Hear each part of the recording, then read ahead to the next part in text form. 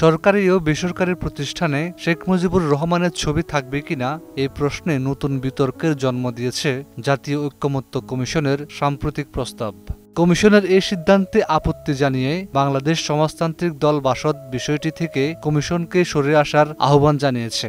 দলটির মতে এ ধরনের পদক্ষেপ কমিশনের বিশ্বাসযোগ্যতা ক্ষুণ্ণ করবে এবং জুলাই সনদে অনেক দলের অংশগ্রহণ বাধাগ্রস্ত হতে পারে। রোববার বাসদের সাধারণ সম্পাদক বজলুর রশিদ ফিরোজ ঐকমত্য কমিশনের সহসভাপতি অধ্যাপক আলী রিয়াজকে চিঠি পাঠিয়ে দলের অবস্থান স্পষ্ট করেন। সেই চিঠির অনুলিপি গণমাধ্যমেও পাঠানো হয়েছে। চিঠিতে বাসদ জানায়, অবাক হয়ে লক্ষ্য করলাম ঐকমত্য কমিশনের সহসভাপতি স্বাক্ষরে দলগুলোর কাছে পাঠানো চিঠিতে বলা হয়েছে সংবিধানের অনুচ্ছেদ ৪ ক বিলুপ্তির প্রস্তাব জুলাই সনদে অন্তর্ভুক্ত করার বিষয়টি বিবেচনা করছে কমিশন। দলটির মতে এটি কমিশনের পূর্ব সিদ্ধান্তের পরিপন্থী, কারণ গত ১৭ সেপ্টেম্বরের বৈঠকে জানানো হয়েছিল সনদের খসড়ায় আর কোনো পরিবর্তন আনা হবে না।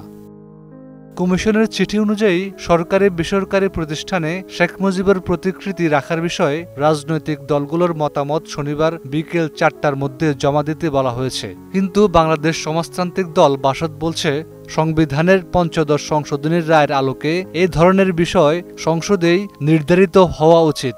বাসদ আরও বলছে সংবিধানের অনুচ্ছেদ ৪ ক এর মতো সংবেদনশীল বিষয় নিয়ে প্রস্তাব তোলা অযৌক্তিক ও বিভ্রান্তিকর। এটি নতুন করে জটিলতা ও রাজনৈতিক বিরোধ বাড়াবে। এর আগে ২০১১ সালের ১০ জুলাই পঞ্চদশ সংশোধনীর মাধ্যমে সরকারি বেসরকারি অফিসে শেখ মুজিবের প্রতিকৃতি প্রদর্শনের নির্দেশনা দেয় মন্ত্রিপরিষদ বিভাগ।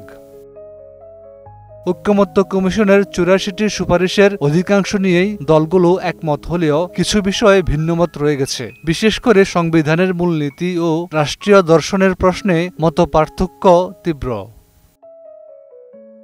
তবে জুলাই গণ অভ্যুত্থানের পর রাজনৈতিক প্রেক্ষাপটেও বিভাজন দেখা দিয়েছে।